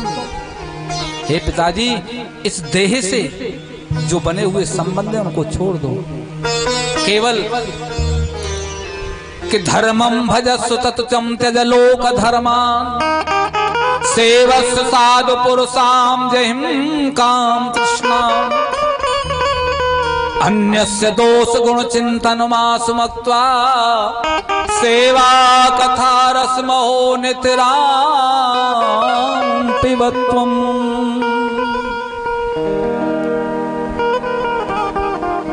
इस देह से जो तुम्हारे संबंध है उनको छोड़ करके धर्मम भजस्व सत्यम त्यज लोक धर्मान। कौन से धर्म का पालन करो? अब इस संसार के धर्म को छोड़ करके जिस मार्ग पर संत ऋषि जाते हैं उनका संग करो, और फिर वैराग्य राग रस को, उन वैराग्य पथिकों का संग करो जिससे तुम्हारा कल्याण हो। इसलिए सत्य बात तो यह है कि मैं कौन हूं? मैंने पूछा कि भाई, एक महात्मा के पास एक व्यक्ति गया, उसने कहा भगवान से मिला दोगे? हाँ मिला देंगे। तो मिलाओ।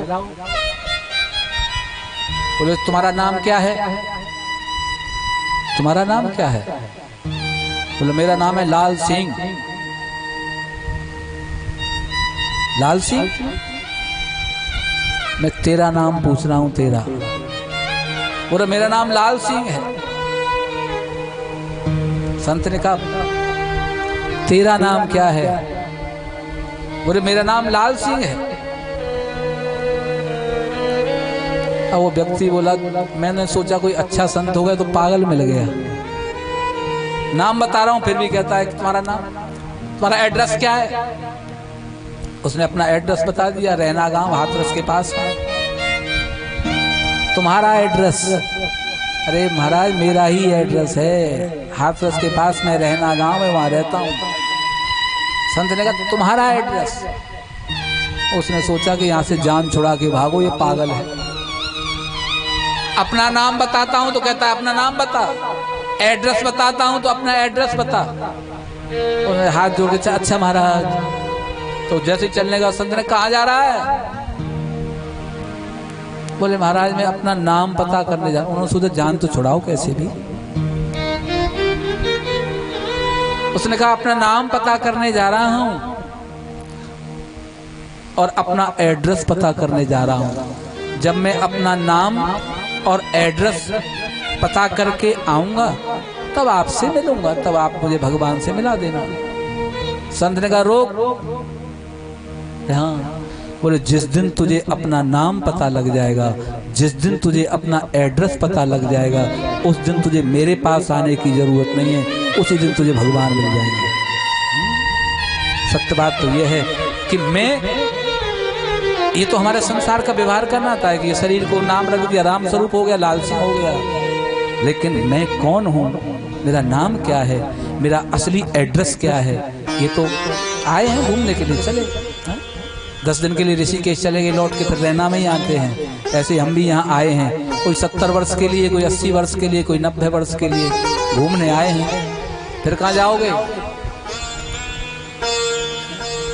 अपने घर जाएंगे। घूमने के लिए आए थे 70 वर्ष के लिए, 80 वर्ष के लिए, अब कहाँ जा रहे हो? बोले अपने घर जा रहे हैं। अब तुम जैसे घूमने के लिए गए लखनऊ, ऋषिकेश या द्वारका, 10 दिन की यात्रा के बाद फिर आपसे पूछे वापसी में, अब कहाँ जा रहे हैं? बोले अपने घर जा रहे हैं। यही तो कहेंगे कि एक लेटा जमी पर, एक आदमी जमी पर लेटा था, एक व्यक्ति लेटा जमी पर, लोग कहते मर गया। लोग कह रहे थे मर गया। कि एक व्यक्ति लेटा जमी पर, लोग कहते मर गया, वो अभी तक था सफर पर, आज अपने घर गया। वो तो सफर पर आया था, असली घर तो अब गया है। तो इसलिए पिताजी सब कुछ छोड़ करके, जैसे ही गोकर्ण ने ज्ञान दिया, चले गए। गंगा जी के तट पर भजन करने लगे। और इधर धुंधली ने रोका तो धुंधली को भी यही बात थी, कुएं में गिर गई, प्राणांत हो गया। और सब कुछ बेच बाच दिया, कुछ रहा नहीं। वैश्याओं ने कहा धन लेने के लिए गया तो राजा के यहाँ चोरी करके आया। यह होता है फर्क। दोनों की स्थिति एक जैसी है। आत्मदेव की भी वैसी स्थिति जितनी धुंधली की थी। धुंधली और आत्मदेव में अंतर नहीं था। जो क्रिया आत्मदेव के साथ में धुंधकारी ने कही, वही धुंधली के साथ भी की। लेकिन धुंधली कहाँ गिरी? कुएं में।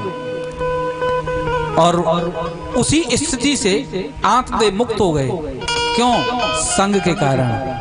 क्योंकि आत्मदेव को गोकर्ण का संग मिला तो मुक्त हो गए, लेकिन धुंधली को धुंधकारी के संग के कारण कुएं में गिरना पड़ा। इसलिए हमारा संग गोकर्ण के साथ हो तो हमारी भी मुक्ति हो जाएगी। लेकिन कहीं धुंधली के चक्कर में रहे तो हमें भी, धुंधकारी के चक्कर में हमें भी कुएं में गिरना पड़ेगा। और वैश्याओं ने पूछा धन कहां से लाए हो? चारपाई पर बांध दिया रस्सियों से। वैश्याओं ने सोचा पकड़ा जाएगा, हमारा नाम बताएगा, मार दो से। जैसे ही मारने लगे तो चिल्लाने लगा, तो दहकते हुए अंगारे लाल लाल उसके मुख में डाले। बड़ी वेदना से उसका प्राणांत हुआ। और प्राणांत होने के बाद वो प्रेत की योनि में चला गया। आज गोकर्ण जी को यह पता लगा कि मेरे भाई मारा गया, तो आज नगर में आए तो रात्रि का समय था, थोड़ी जगह पे अपना आसन लगाया। वो लोग कल घर की सफाई करेंगे। अब घर में कोई नहीं रहा तो गोकर्ण जी बैठे थे। उसी समय बैठे भजन कर रहे थे। कभी कोई हाथी के रूप में, घोड़े के रूप में, ऊंट के रूप में, हाथी के रूप में प्रकट होने लगा। भैया कौन है? बोल नहीं पा रहा था। जल लिया, गोकर्ण जी ने आमंत्रित किया, उसके ऊपर छिड़का, उसमें बोलने की शक्ति आ गई। कौन हो तुम? उसने कहा मैं तुम्हारा भाई धुंधकारी हूं। तो ये तुम्हारी क्या स्थिति है? बोले मैं प्रेत बन गया हूं। गोकर्ण जी ने कहा मैंने तो तुम्हारे लिए पिंडदान किया है गया में। तब उस धुंधकारी ने कहा गया श्राद्ध सते नपि मुक्तिर्मे न भविष्यति। आपने एक पिंडदान किया है, 100 पिंडदान करोगे तब भी मेरी मुक्ति होने वाली नहीं है। कोई उपाय करिए। तो उन्होंने कहा सुबह बताएंगे, अब तो कोई साधन नहीं है, विचार करते हैं। सूर्य की उपासना करते गोकर्ण जी सूर्यदेव को प्रार्थना की, मेरे भाई की मुक्ति का कोई साधन बताओ। तब सूर्यदेव ने श्रीमद् भागवत कथा बताई। और जैसे ही गोकर्ण जी ने आज कथा के लिए स्थान चुना और कथा प्रारंभ हुई, नगर के लोग भी आए और प्रेतात्मा धुंधकारी भी आया और आकर के एक बांस में बैठ गया और कथा सुनने लगा। कथा 1 दिन, 2 दिन, 4 दिन, 6 दिन, जैसे ही कथा का 7वां दिन आया, पहले दिन की कथा में पहली ग्रंथि फटी। 7 ग्रंथियों का बांस था, पहली ग्रंथि फटी। दूसरे दिन की कथा में दूसरी गांठ फटी। तीसरे दिन की कथा में तीसरी गांठ फटी। और 7वां दिन जब आया तो वो 7वीं गांठ भी फटी और उसमें से प्रेत आत्मा जो धुंधकारी था स्वयं भगवान के जैसा स्वरूप लेकर के प्रकट हुआ। गौकर्णो गोविंदो गोलोकम दास्वती स्वयं। सबसे पहले भगवान की जय बाद में बोली गौकर्णो गोविंदो, पहले गौकर्ण भैया की जय हो। क्यों? क्योंकि गौकर्ण भैया ने ही मुझे गोविंद से मिलाया है। तो गौकर्णो गोविंदो, गोलोकम भगवान के धाम जा रहा है। लेकिन जैसे विमान लेकर के भगवान के पार्षद आए और वह प्रेत आत्मा धुंधकार बैठ करके जब जाने लगा तब गौकर्ण जी ने विमान को रोका। सुनो, इतने लोगों ने कथा सुनी, आप विमान एक ही लेकर के आए? अनेक विमान आने चाहिए थे। तब भगवान के पार्षदों ने कहा देखो, इन्होंने कथा जितनी सुनी ना, जैसा चिंतन मनन धुंधकारी ने किया वैसा नहीं किया है, इसलिए एक ही विमान आया है। और उसी विमान पर बैठ करके आज वह प्रेत आत्मा धुंधकारी भगवान के धाम चला गया। इस श्रीमद् भागवत कथा के प्रभाव से जिसकी मुक्ति होने का कोई साधन नहीं था, उसकी भी मुक्ति श्रीमद् भागवत कथा ने कर दी। ये कथा क्या करती है? आप विश्वास मानना, जिस परिवार में ये कथा हो उसके कुल में कोई पानी से डूब करके, कोई अग्नि से जल करके, कोई सर्प के दंशन से, किसी अस्त्र से, शस्त्र से, किसी हिंसक पशु के द्वारा मारा गया हो, कभी भी ये श्रीमद् भागवत क्या करती है? उस तुम्हारे पूर्वजों में कोई भी ऐसी गति में चला गया हो, उसको भी श्रीमद् भागवत खींच करके भगवत धाम पहुंचा देती है। ये इसकी महिमा है। किसी प्रकार से भी गया हो, कल्याण के लिए केवल एकमात्र साधन है तो ये श्रीमद् भागवत है। जब ऐसे प्रेत पीड़ा विनाशिनी, जब ऐसे प्रेतात्मी धुंधकारी की मुक्ति का कोई साधन नहीं है, स्वयं कह रहा है गया श्राद्ध सते नपि मुक्तिर में न भविष्यति। कौन कह रहा है? धुंधकारी कह रहा है। पिंड दान करने से मेरी मुक्ति होने वाली नहीं है। गौकर्ण जी भी चिंता में पड़ गए, क्या पिंड दान से भी इसकी मुक्ति नहीं हुई? वो एक पिंड दान के नहीं, सते नपि 100 भी करो। तब गौकर्ण जी ने कथा का आयोजन किया, इससे मुक्त हो गया। ये कथा का प्रभाव है। श्रीमद् भागवत कथा को जो श्रवण करता है, हम जितने भी लोग यहाँ श्रवण कर रहे हैं, कथा सुन रहे हैं, ये कथा का प्रभाव है। केवल कथा इतनी ही सीमित हो जाए कि जो कथा करवा रहा है उसी को अब फल मिलेगा, तो ये कथा की महिमा नहीं हुई। इस कथा की फिर महिमा नहीं हुई। महिमा क्या है? बोले ये जो लाइट जल रही है, इस लाइट को हम देखते हैं कि इतना प्रकाश दे रही है, इसकी इतनी सामर्थ्य है, ठीक है ना? इसकी इतनी सामर्थ्य है। और जब सूर्य प्रकट होता है तो पूरे जग को उजाला दे देता है, उसकी उतनी सामर्थ्य है। लेकिन श्रीमद् भागवत की सामर्थ्य क्या है? सूर्य की सामर्थ्य केवल इतनी है कि वो बाहर प्रकाश दे सकता है, पूरे जग में प्रकाश दे सकता है, इतनी सामर्थ्य है। लेकिन श्रीमद् भागवत में तो ये सामर्थ्य है कि बाहर भी प्रकाश देगी और तुम्हारे अंदर भी प्रकाश कर देगी। ये महिमा इस कथा की है। तो विशाल है ये। तो इसलिए जो श्रवण करने बैठते हैं उनको भी इस कथा का लाभ मिलता है। उनके भी पूर्वज, उनके भी पितृ कहते हैं कि धन्य है कोई हमारे परिवार में ऐसा हुआ कि कम से कम इस जगह को छोड़ करके यहाँ बैठा है। इस जगह को छोड़ के यहाँ जब बैठता है तो वो कहते हैं देखो हमारे कुल में यही पैदा होना था। और जब जो कथा सुनने बैठता है तब कहता है वाह, मेरे कुल में ऐसा भी कोई पैदा हुआ तो कम से कम कथा में बैठा है, कथा सुन रहा है। कोई अनर्गल बातें सुन रहा हो, कहीं और बातें हो रही हैं, वहां बैठ करके गप सप कर रहा है, तो पूर्वज भी सोचते हैं कि गांव में कथा हो रही है, ये मूर्ख कथा छोड़ करके यहाँ पड़ा है। इसको हमने ऐसे संस्कार नहीं दिए कि कथा में जाए। तो भैया जो कथा श्रवण करने के लिए बैठते हैं उनके पूर्वज भी प्रसन्न होते हैं, क्योंकि ये कथा केवल यहाँ तक सीमित नहीं है कि केवल तुम सुन रहे हो तो तुम्हें ही लाभ मिलेगा।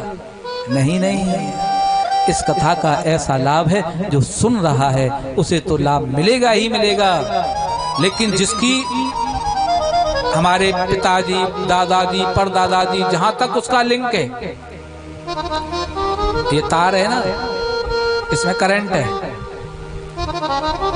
इसमें करंट है। अब ये मैंने पकड़ लिया, किसको लगेगा करंट? मुझे लगेगा। और मैंने तुम्हें पकड़ लिया, कहां जाएगा?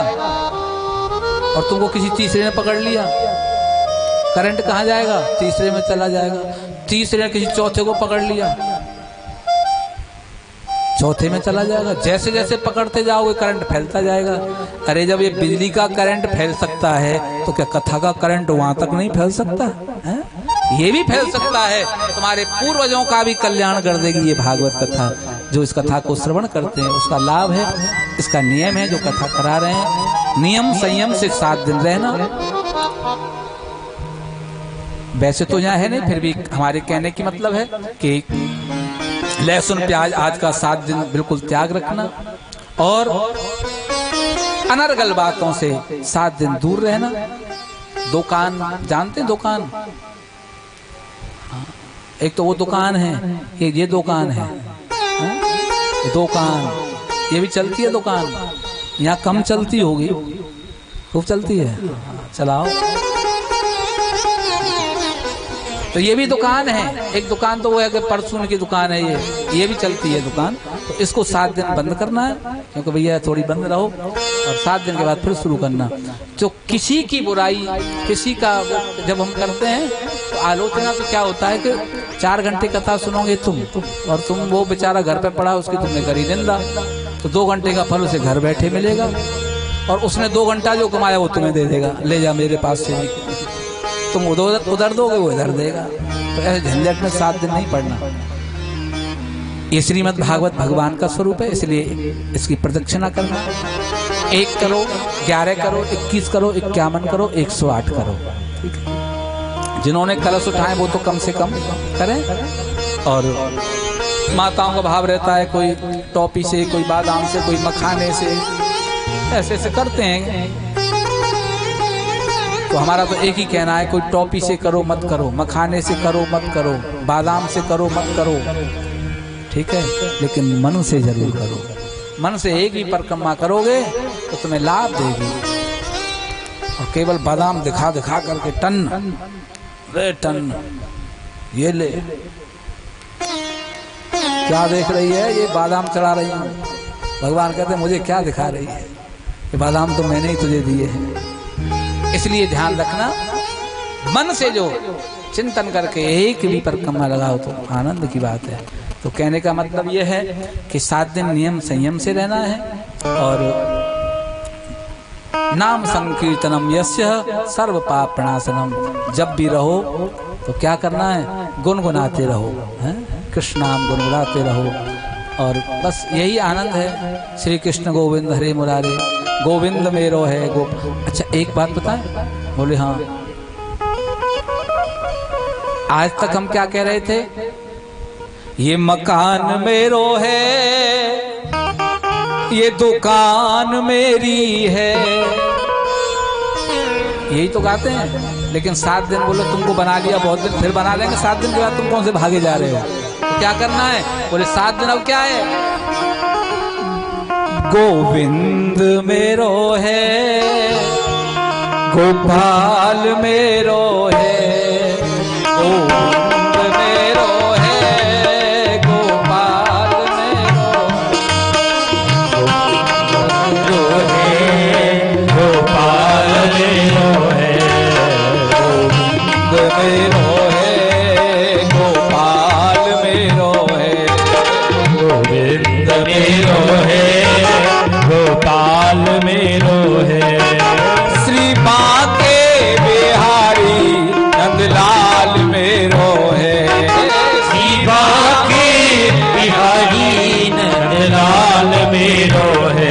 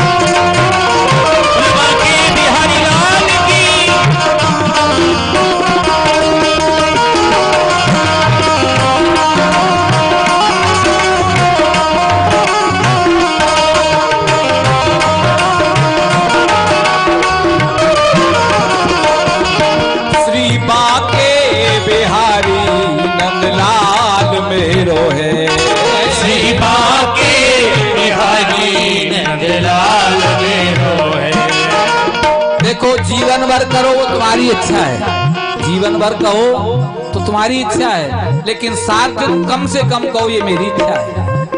जीवन कहो अच्छा है, मकान मेरा, दुकान मेरा, ये सब बहू मेरी, बेटा मेरी, बेटी मेरी, ये सब होता रहेगा। 7 दिन बाद फिर खोल देना काम, लेकिन अब 7 दिन क्या कहना है?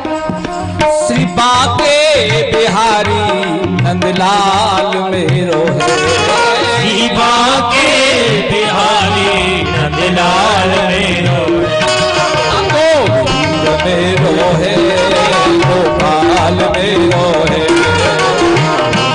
मेरो है, गोपाल मेरो है।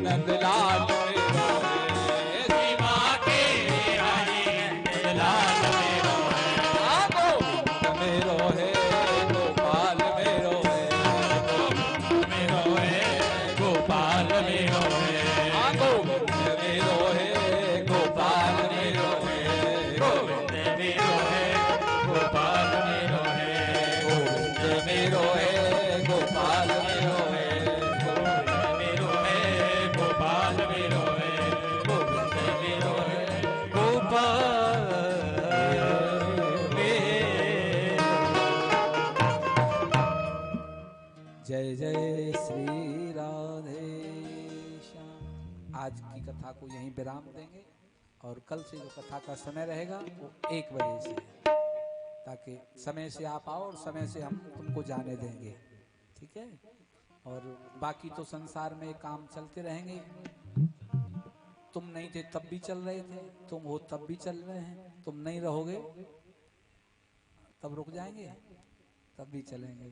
इसलिए मेरा कहने का मतलब है कि ये अब 6 दिन का ही समय बाकी है बस, तो इन 6 दिनों में जो रस मिलने वाला है उसको पहले से पहले ही आकर के ग्रहण करें और समय का ध्यान रखें, क्योंकि थोड़ा समय दिन छोटे हो रहे हैं, तो इसलिए आप 1 बजे नहीं आओगे तो फिर कथा का रस है, तो आप पूरा काम करके 1 बजे आ जाएं, ताकि हम आपको बिल्कुल पूरे 5 बजे यहाँ से विदा कर दें, क्योंकि फिर अंधेरा हो जाता है ना, आपको भोजन पानी गाय भैंस भी देखनी होती है ना। तो मेरा कहने का मतलब कि पूरे आप यहाँ से 4:30 बजे तक अपना कथा का कर लेंगे, आरती वारती करके 5 बजे तक प्रसाद दे दें, क्योंकि अब अंधेरा जल्दी हो जाता है।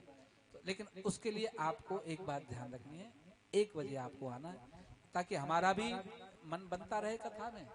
फिर आप लोग जब 4 बजे आएंगे तो फिर सोचते हैं कि अब कुछ सुनाएं कि क्या करें, नहीं, तो इसलिए समय का ध्यान रखना। और ये कथा का नियम आपको बता दिया, नियम संयम से रहना और भगवान नाम का आश्रय लेना 7 दिन, और यही गुनगुनाते रहना। भोजन बनाते समय यही गुनगुनाओ, झाड़ू लगाते समय यही गुनगुनाओ। 7 दिन जब गुनगुनाते गुनगुनाते, और 7 दिन में शायद वाणी को ऐसी आदत ही पड़ जाए कि फिर जीवन भर गुनगुनाते रहोगे, हैं। तो बढ़िया है। वो जानेगा क्या रस का चस्का नहीं कृष्ण से प्रीत लगाएगा जो। अरे हंसता हुआ श्याम मिलेगा उसे निज प्राणों की बाजी लगाएगा जो। तो भैया बस यही आनंद है। अब हम आरती करेंगे, बाकी चर्चाएं होती रहेंगी। आइए बड़े भाव से सभी लोग आरती करते हैं।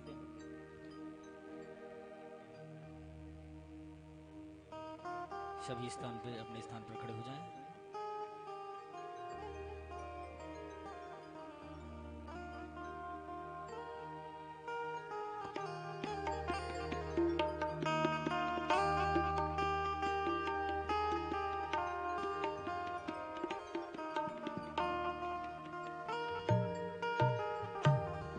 हरि ओम ज्वालामालिनी नमहर्नि स्वदे नमो नमः। सर्वोपचारार्थे गंधाक्षरपुष्पाणिं समर्पयामि।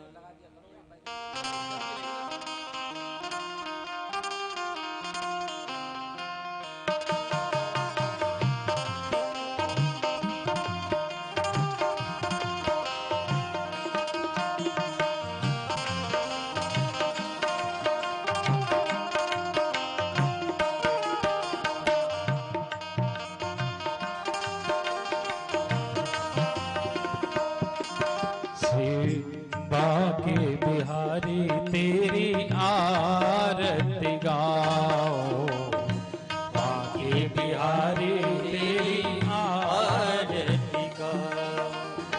ओ श्याम सुंदर तेरी आरती गाओ, श्याम सुंदर तेरी आरती गाओ। आरती गाओ प्यारे आपको मनाओ, आरती गाओ प्यारे आपको मनाओ। आरती गाओ प्यारे आपको मनाओ, आरती गाओ प्यारे आपको मनाओ। शिवा के बिहारी तेरी आरती गाओ, हे बिहारी तेरी आरती गाओ। जय हो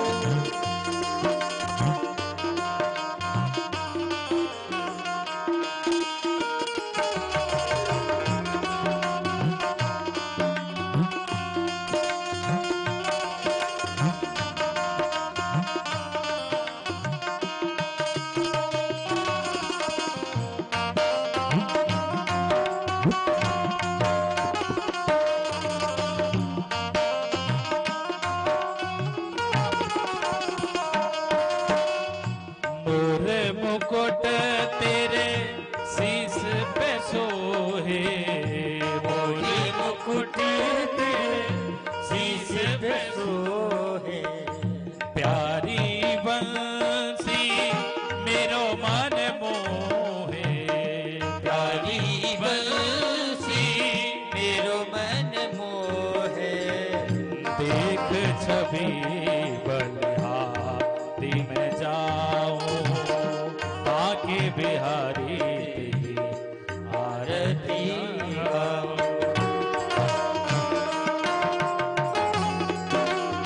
जय हो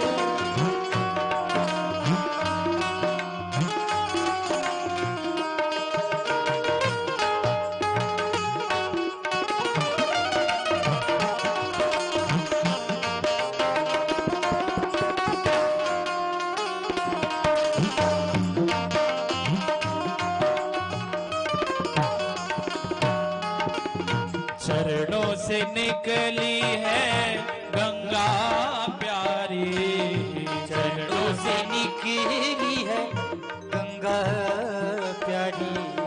जिसने सारी दुनिया तारी, जिसने ये सारी दुनिया तारी। मैं उन चरणों के दर्शन पाओ, शिवा के बिहारी तेरी आरती गाओ। दास अनाथ के नाथ आप हो, दास अनाथ के नाथ आप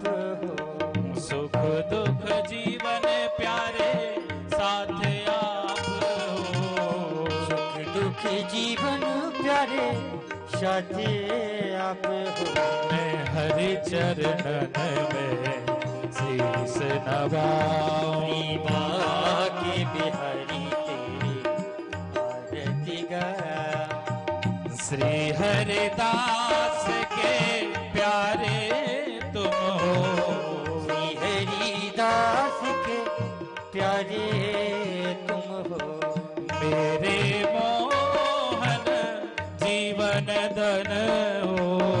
मेरी मोहन जीवन धन हो।